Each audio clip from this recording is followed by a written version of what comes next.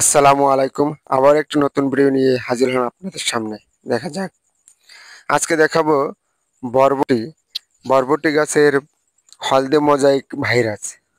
আসলে ভাইরাসের কথা শুনলেই আমাদের এটা খুব মারাত্মক।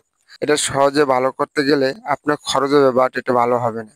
খুব কম খরচ, খুব কমই ভালো হয়ে থাকে। এখানে আমি যে বাগানটিতে আসছি বরবটির, এখানে একটি সমস্যা হয়েছে যে একই গাছের সাথে অন্য আরেকটি গাছের কারণে এই হলদে মোজাইক ভাইরাসটা এসেছে। এই জন্য মনে রাখবেন, আলাদা আলাদা গাছ আপনি লাগাতে হবে। যে কোনো গাছই লাগান, আপনি আলাদা করে যদি না লাগান, তাহলে ক্রমে আপনি এই হলদে মোজাইক আসবে। হলদে মোজাইকের জন্য আপনি জৈব ভালোনাশক হিসেবে বিভিন্ন ওষুধ ব্যবহার করতে পারেন। ইস্পাহানি কোম্পানির কিছু ঔষধ বের হয়েছে জৈব ভালোনাশকের জন্য। এখানে পাতায় হলদে দাগ, এর কারণে আপনার ফলন হচ্ছে না, ফলন কমে যাচ্ছে, পাতা মরিয়ে যাচ্ছে।